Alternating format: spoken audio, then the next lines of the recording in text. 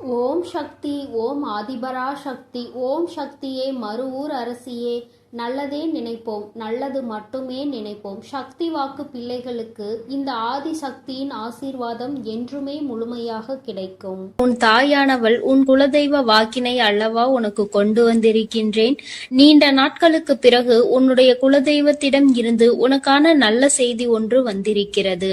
என் தங்கமே, இந்த நல்ல நாளில் உன் குலதெய்வம் உனக்கு நல்ல வாக்கு தர வேண்டும் என்று நினைக்கிறார்கள். அதற்கு அவர்கள் தேர்ந்தெடுத்திருப்பது உன் தாயானவள் என்னைத்தான். என் தங்கமே, அவர்கள் உன்னிடத்தில் பேச வேண்டும் என்று நினைத்த விஷயம் உன்னுடைய வாழ்க்கை சம்பந்தமானதுதான், வேறெதுவும் கிடையாது. என் பிள்ளையே, நீ உன் வாழ்க்கையில் நடக்கின்ற ஒவ்வொரு நிகழ்வுகளையும் இந்த தாயானவள் நான் வந்து பார்ப்பதற்கு முன்பாக அவர்கள் பார்க்க தொடங்கி விடுகிறார்கள் அல்லவா? அவர்கள்தானே முதன்மையானவர்கள். நீ என்ன நிகழ்வுகளை இல்லத்தில் நடத்தினாலும், உன் வாழ்க்கையில் என்ன நடந்தாலும் அது யாருக்கு தெரிகின்றதோ இல்லையோ, உன்னுடைய குலதெய்வத்திற்கு சர்வ நிச்சயமாக தெரியும் என்பதில் எந்த ஒரு மாற்று கருத்தும் கிடையாது.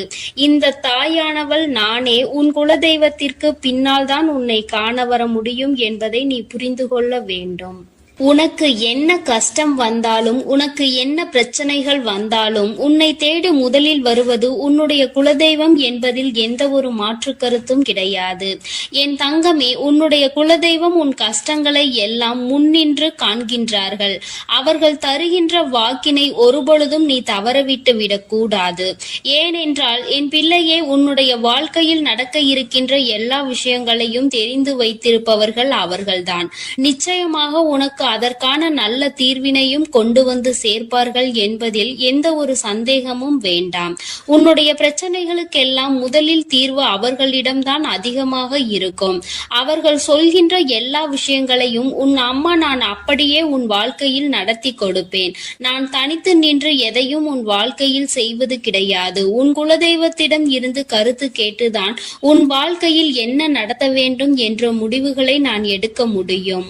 இது நாள் வரையிலும் உன் வாழ்க்கையில் நீ எத்தனையோ வேதனைகளை அனுபவித்திருப்பாய், எத்தனையோ கஷ்டங்களை கண்டிருக்கின்றாய், எத்தனையோ சோதனைகளையும் நீ கண்டிருக்கின்றாய். பல சோதனைகளை கண்டு இந்த வாழ்க்கையில் நீ வெற்றி பெறக்கூடிய சூழ்நிலையை இப்பொழுதுதான் உணரத் தொடங்கி இருக்கின்றாய். அதனால்தான் இன்று உன்னுடைய குலதெய்வத்தின் வாக்கினை நான் கொண்டு வந்திருக்கின்றேன். என் அன்பு பிள்ளையே, இந்த நல்ல நாளில் குலதெய்வத்தின் வாக்கு கிடைப்பது என்பது அத்தனை சாதாரண விஷயம் கிடையாது. என் தங்கமே, அதனால் உனக்கு கிடைக்கும் பொழுது அதனை நீ சரியாக உன் வாழ்க்கையில் பயன்படுத்திக் கொள் என்றுதான் அம்மா சொல்கின்றேன். என்றென்றைக்கும் உனக்கு நல்ல ஆசீர்வாதங்களை வழங்கி கொண்டு இருக்கின்றார்கள். அவர்களை நீயே வேண்டாம் என்று தள்ளி நிற்க சொன்னாலும் அவர்கள் உன்னை விட்டு ஒரு அடி கூட விலகி நிற்பது இல்லை என்பதை நீ புரிந்து கொள்ள வேண்டும். என் தங்கமே, எல்லாவற்றிற்கும் முதன்மையாக இருக்கக்கூடிய உன் குலதெய்வம் இன்று உனக்கு தர வந்திருக்கின்ற இந்த வாக்கானது உன்னுடைய வாழ்க்கையில் அதிசக்தி வாய்ந்த வாக்காக இருக்கும். என் குழந்தையால் மறக்க முடியாத நல்ல வாக்காக இருக்கும். என் தங்கமே, நான் எப்பொழுதும் உன்னை தேடி வந்து உன்னோடு பேசிக் கொண்டிருப்பதை உன் குலதெய்வம் கண்டதினால்தான் என் மூலமாக உன்னிடத்தில் பேசுகிறார்கள். அதற்கும் என் பிள்ளைக்கு சந்தேகம் வரும் அல்லவா?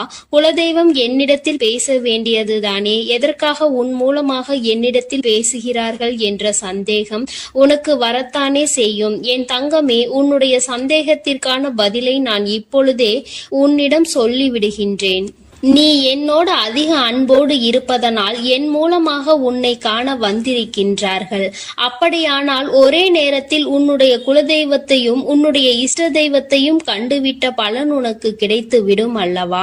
என் தங்கமே, இந்த தாயானவள் உன் வாழ்க்கையில் எந்த அளவிற்கு இடத்தை பிடித்திருக்கிறேன் என்பது நான் நன்கு உணர்ந்த விஷயம்தான். என் பிள்ளையே, நீண்ட நாளாக உன் தாயானவள் உன் வாழ்க்கையில் இருக்கின்ற ஒரு கஷ்டத்தை புரிந்துதான் அதற்கான தீர்வினை கொடுப்பதற்காக வந்திருக்கின்றேன். இனி இந்த வாழ்க்கையில் உனக்கு நல்லது நடக்கும் என்பதை நீ முழுமையாக நம்பிவிட்டாலே போதும். எல்லா கஷ்டங்களிலும் இருந்து உனக்கு நான் நிச்சயமாக ஒரு நல்ல நிலையை கொடுப்பேன். இதில் எந்த ஒரு மாற்று கருத்தும் கிடையாது. எல்லா சூழ்நிலைகளும் உன் வாழ்க்கையில் மாறிவிடும். குலதெய்வம் இன்று உனக்கு தருகின்ற வாக்கினை சரியாக கேட்டுக்கொள். அதை உன்னுடைய மனதிற்குள் நீ பதிய வைத்துக்கொள். என் குழந்தையே, உன் குலதெய்வம் உன்னிடத்தில் சொல்கின்ற முக்கிய முக்கியமான விஷயம், உன் வாழ்க்கையில் பல மாற்றங்கள் ஏற்பட போகிறது என்றுதான் சொல்கின்றார்கள். ஒரு கஷ்டத்தில் இருந்து நீ மீண்டு வரப் போகின்றாய். உன்னை கை நீட்டி பேசிய ஒருவர் உன்னிடத்தில் மன்னிப்பு கேட்கப் போகின்றார்.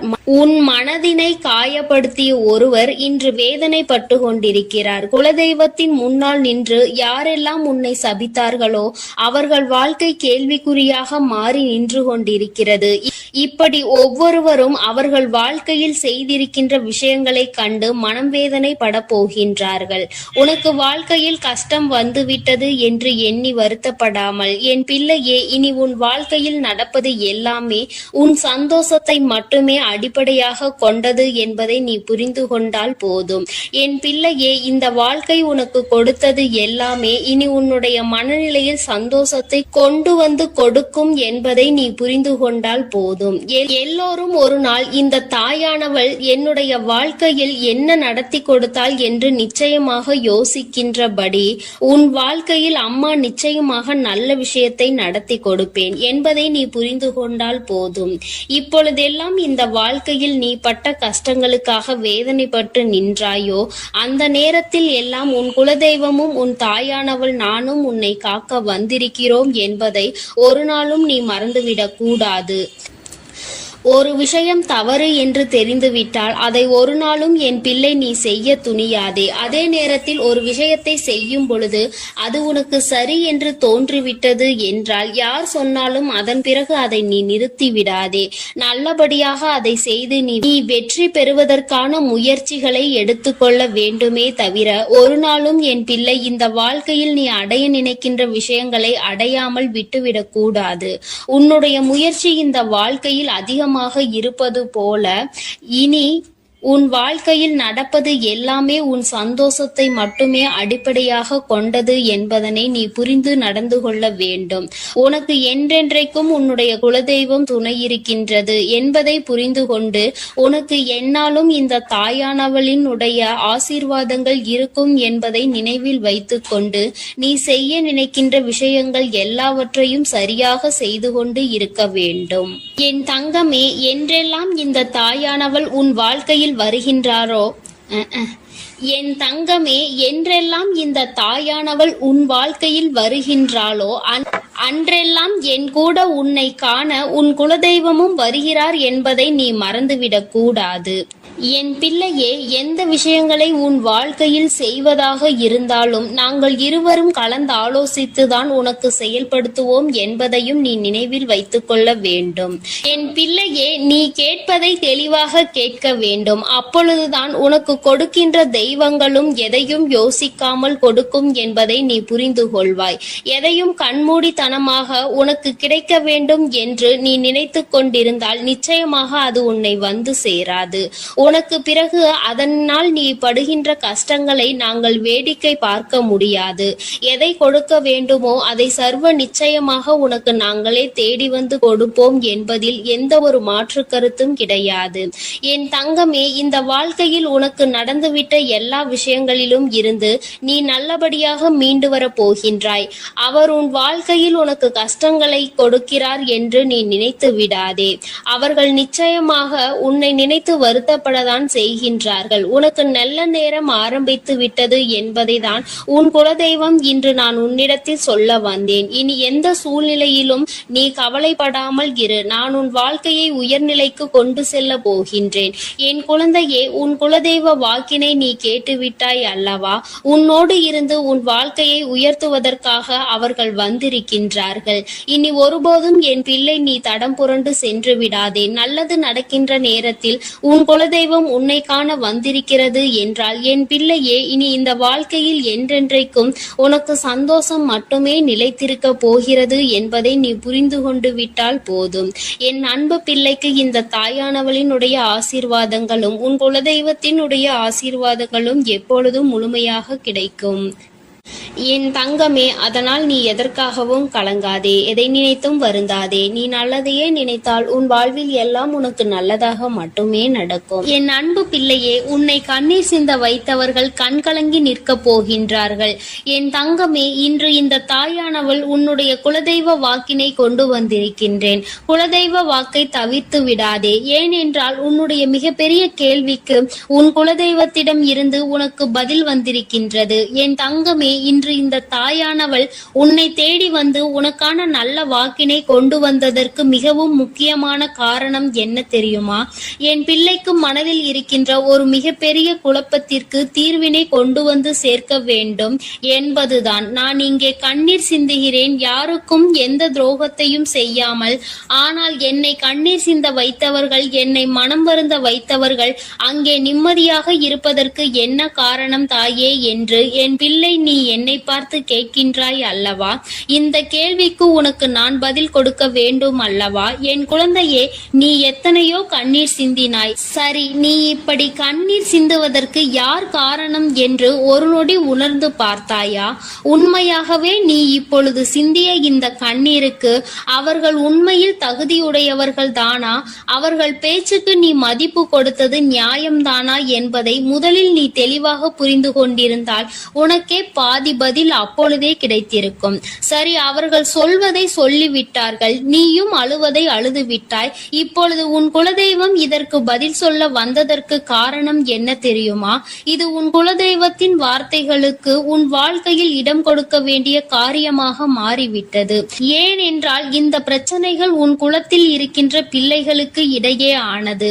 குலதெய்வம் 2 பேருக்குமே தெய்வமாக உனக்கு இருக்கலாம், அவர்களுக்கு இல்லாமலும் போகலாம். ஆனால் உன் குலதெய்வம் அப்படி அல்ல.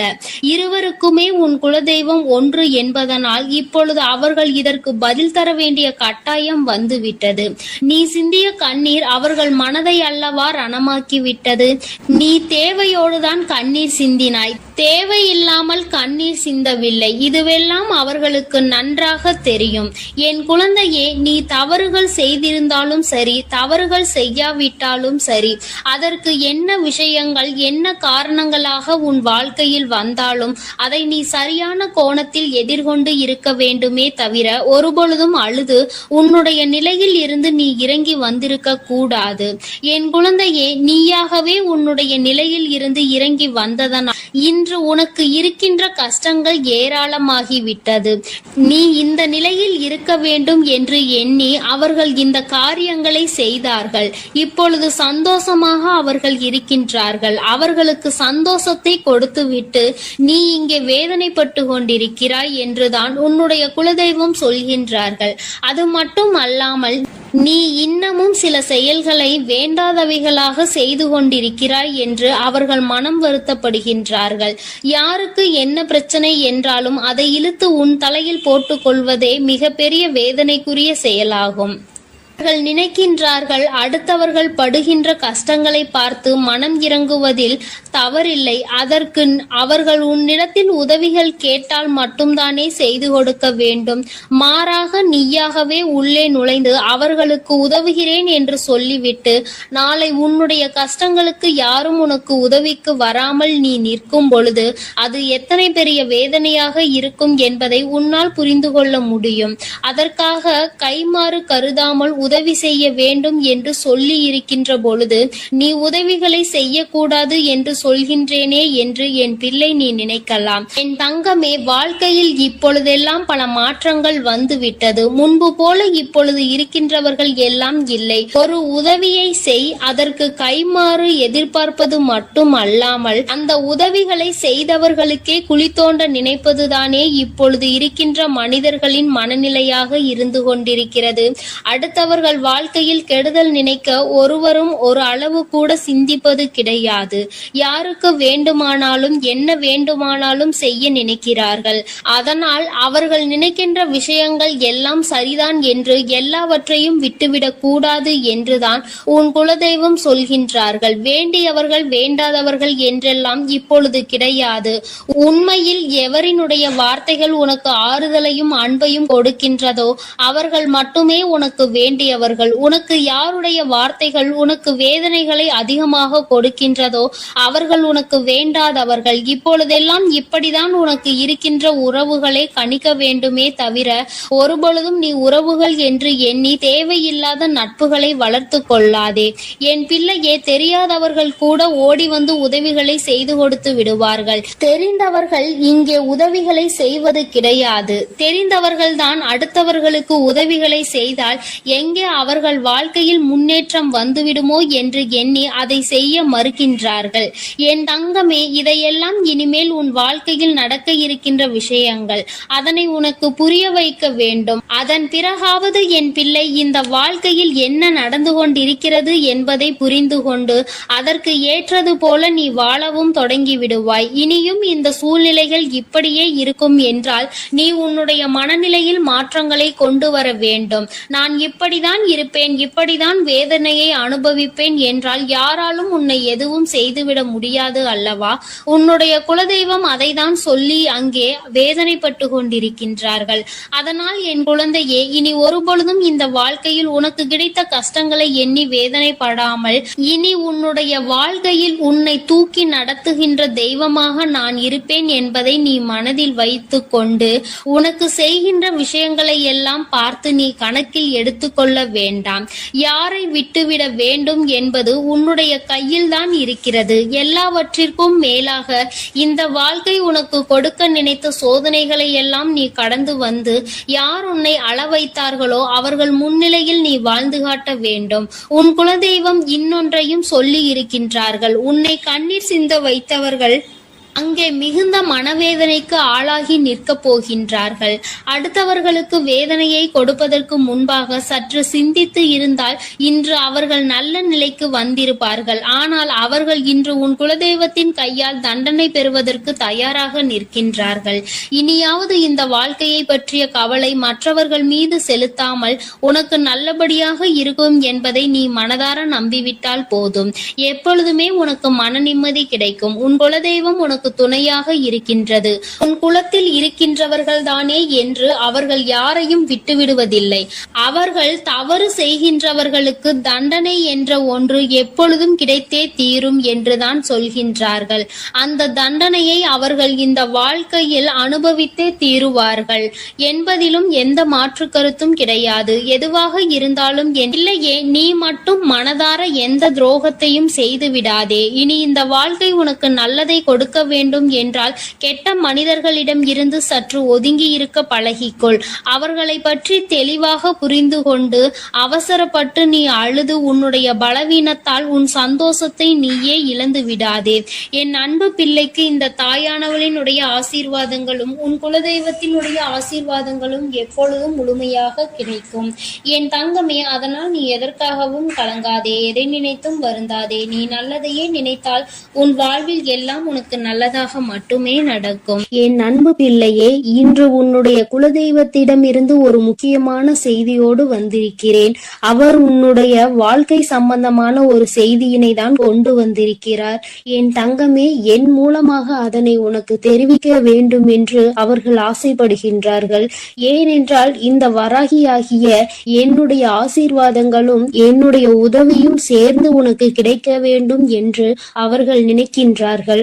அதனால்தான் என் மூலமாக உனக்கு அதனை தெரிவிக்க நினைக்கின்றார்கள். என் குழந்தையே, உன்னுடைய வாழ்க்கை இன்றிருக்கின்ற சூழ்நிலையை பார்த்து அவர்கள் மிகுந்த மனவேதனை அடைகின்றார்கள். ஏனென்றால் தேவையில்லாத அர்த்தமில்லாத கோபங்களினால் உன்னுடைய வாழ்க்கை இன்று தலைகீழாக மாறி கிடக்கின்றது. உன்னுடைய உண்மையான அன்பினை ஏற்றுக்கொள்ள முடியாமல் அதற்கு மதிப்பு கொடுக்காமல் தேவையில்லாத கோபதாபங்களால் உன்னை பிரிந்து உன்னுடைய உறவுகள் இருந்து கொண்டிருக்கிறது. என் தங்கமே, உன்னுடைய குலதெய்வம் இவற்றை எல்லாம் பார்த்து கொண்டுதான் இருக்கிறது.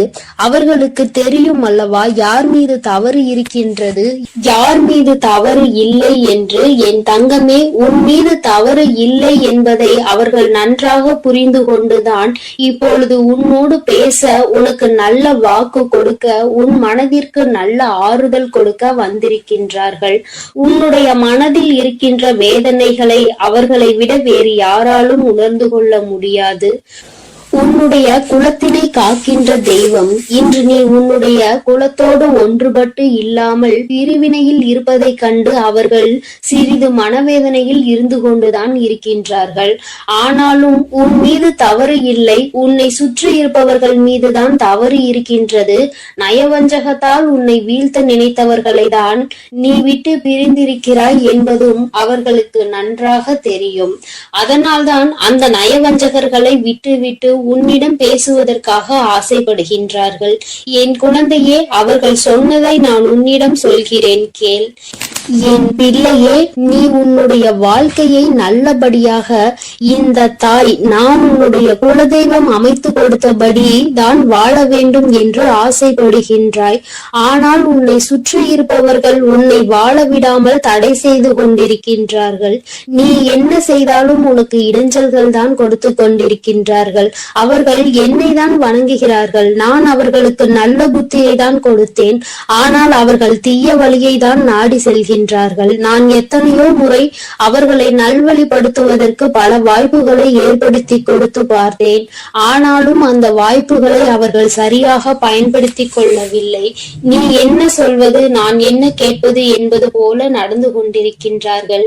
என் தங்கமே, உன்னுடைய குலதெய்வம் எனக்கே அவர்கள் இத்தனை மரியாதை தான் வைத்திருக்கிறார்கள் என்றால் உன்னை அவர்கள் எந்த அளவிற்கு நடத்துவார்கள் என்று எனக்கு புரிந்து கொள்ள முடிகிறது. அவர்களினுடைய மனநிலை, அவர்களினுடைய போக்கு எதுவும் உன் தாயானவள் எனக்கு பிடிக்கவில்லை. நான் அவர்களுக்கு கொடுத்த வாய்ப்பினை அவர்கள் தவற விட்டு விட்டார்கள். இனிமேல் நான் உன் குலத்தை காக்கின்ற தெய்வமான அவர்களுக்கான தண்டனையை நான் கொடுக்க வேண்டியதாக இருக்கின்றது. நான் சில தண்டனைகளை மறைமுகமாக கொடுத்து பார்த்தேன். ஆனால் அந்த தண்டனையை அவர்கள் கொஞ்சம் கூட மதிக்கவும் இல்லை. அந்த தவறுகளை திரும்ப திரும்ப செய்து கொண்டேதான் இருக்கின்றார்கள். அவர்கள் என்னவோ அவர்களுக்கு நடந்ததெல்லாம் ஒரு பெரிய விஷயமாக தெரியாதது போல நடந்து கொண்டு திரிகின்றார்கள். என் தங்கமே, நீ வேதனைப்படாதே. உன்னை சுற்றி உன்னை காயப்படுத்துபவர்களுக்கானது இனிமேல் அவர்கள் கைகளில் வந்து சேரும். நீ நன்றாக இருக்க மாட்டாய் என்று சொன்ன வாய் அவர்களே அழிக்க போகின்றார்கள். என் தங்கமே, நீ நினைக்கலாம் நம் குலதெய்வம் அவர்களுக்கு இது போன்ற வழிகளை செய்யக்கூடாது, அவர்களுக்கு இது போன்ற காயத்தினை ஏற்படுத்த கூடாது என்று நீ நினைக்கின்றாய். ஏனென்றால் உன்னுடைய மனது அத்தகைய நல்ல மனதல்லவா? எல்லோருக்குமே நல்லதை மட்டுமே செய்ய வேண்டும் என்று நினைத்தாய் அல்லவா? நீ நினைத்ததன் பலன்தான் இன்று அனுபவித்துக் கொண்டிருக்கிறாய். ஆனால் நீ நினைத்தது யாருக்காக என்பதை ஒரு முறை சிந்தித்திருக்க வேண்டும். நயவஞ்சக கூட்டம் சூழ்ச்சிகளினால் மற்றவர்களை வீழ்த்தி விடலாம் என்று நினைக்கின்ற கூட்டம் எத்தனை கஷ்டங்கள் எத்தனை சோதனைகளை கொடுத்தாலும் அதிலும் திருந்தாத கூட்டம். அவர்களுக்காக அல்லவா நீ உதவிகளை செய்ய நினைக்கின்றாய்? அவர்களுக்காகத்தானே இப்போது இறக்கப்படுகின்றாய்? நீ செய்த நன்றியை ஒரு சிறிதளவு கூட மதிக்காதவர்கள் நீ செய்த உதவியை ஒரு சிறு துளியேனும் மதிக்காமல் உனக்கு ஒரு சிறு துளி கூட நன்றி என்கின்ற உணர்வினை காட்டாமல் இருக்கின்றார்கள்.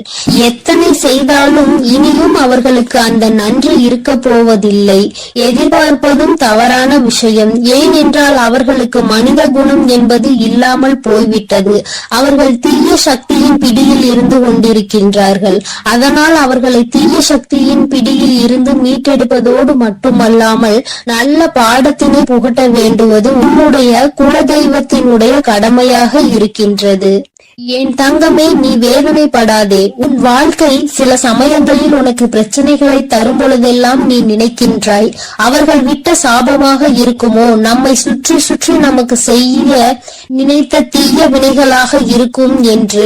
என் தங்கமே, நிச்சயமாக அவர்களின் சாபங்களோ அவர்கள் தீய வினைகளும் ஒருபோதும் உன் வாழ்க்கையில் பலிக்காது. இதுவரை பலிக்கவும் இல்லை. உன்னுடைய வாழ்க்கையில் நடந்து கொண்டிருக்கின்ற பிரச்சனைகளுக்கு உன்னோடு இருப்பவர்களே காரணமாக இருக்கின்றார்கள். அர்த்தமற்ற கோபங்கள், தேவையில்லாமல் மற்றவர்களின் பேச்சை கேட்பது, இது போன்ற செயல்களால் உன்னுடைய உண்மையான அன்பினை வெறுத்து ஒதுக்கி இப்பொழுது வாழ வழியில்லாமல் தவித்து நின்று கொண்டிருக்கிறார்கள். உன்னை பிரிந்தவர்கள் நன்றாக இருக்கின்றார்கள் என்று நீ ஒருபோதும் எண்ணி விடாதே. நான் என் குழந்தையை வேதனைப்படுத்தியவர்களுக்கு நிச்சயமாக சந்தோஷத்தினை ஒருபோதும் வழங்கிவிட மாட்டேன். அது எத்தனை பெரிய தவறு என்பதை அவர்கள் நிச்சயமாக உணரும் வரை இந்த தாயானவள் அவர்களுக்கு பாடத்தினை புகட்டி கொண்டுதான் இருப்பேன். என் குழந்தையே, உன்னுடைய குலதெய்வமான நான் இனிமேல் உன் வாழ்க்கையில் நடக்கின்ற பல நல்ல நிகழ்வுகளுக்கு பொறுப்பெடுத்துக் கொள்கிறேன். நீ சந்தோஷமான மனநிலைக்கு மாற போகின்றாய். உனக்கு தீங்கு செய்ய நினைத்தவர்கள் அதற்கான பலனை அனுபவிக்க போகின்றார்கள். உன்னை விட்டு பிரிந்த வாழ்க்கை மீண்டும் உன்னிடமே வந்து சேரப் போகின்றது. நீ உனக்கு யாரெல்லாம் நல்லது செய்யவில்லை, உன்னை பழிவாங்க வேண்டும் என்று நினைத்தார்கள், உனக்கு தீங்கு செய்ய வேண்டும் என்று நினைத்தார்கள் என்று நினைக்கிறாயோ, அவர்களை எல்லாம் நினைப்பதை முதலில் நிறுத்திவிடு. அவர்களை எல்லாம் ஒரு ஆளாக நீ மதிக்கவே வேண்டிய அவசியம் இல்லை. உன் முன்னால் வந்து நின்றால் கூட யாரோ என்று கடந்து சென்று கொண்டே இரு. ஒருபோதும் அவர்களினுடைய உறவை நீ ஒட்டிக்கொள்ள வேண்டும் என்று நினைக்க தேவையில்லை. இந்த உறவு உன் வாழ்க்கை முழுவதும் தொடரப்போவதும் இல்லை. நிச்சயமாக ஏதாவது ஒரு இக்கட்டான கட்டத்தில் உன்னை யார் என்று தெரியாதது போல நடந்து கொள்வார்கள். நிறைய அதற்கான வாய்ப்புகள் இருக்கின்றது. இன்றிருக்கின்ற மனிதர்களின் மனநிலை எல்லாம் அப்படிதான் இருக்கிறது. எல்லாம் தனக்கு மட்டும்தான், வேறு யாருக்கும் எதுவும் கொடுக்க கூடாது என்ற எண்ணம் அவர்களுக்குள் இருக்கும் வரை அவர்கள் வாழ்க்கையில் ஒருபோதும் எந்த ஒரு முன்னேற்றத்தையும் கண்டுவிட முடியாது. என் குழந்தைகளை நான் என்னுடைய குடும்பம் ஒற்றுமையாக இருக்க வேண்டும் என்றுதான் ஆசைப்பட்டேன்.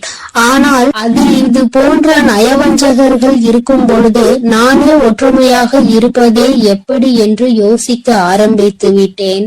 இது போன்ற நயவஞ்சகர்களின் பிடியில் என்னுடைய குழந்தை சிக்காமல் இருப்பதே நல்லது என்பதை உணர்ந்து கொண்டேன்.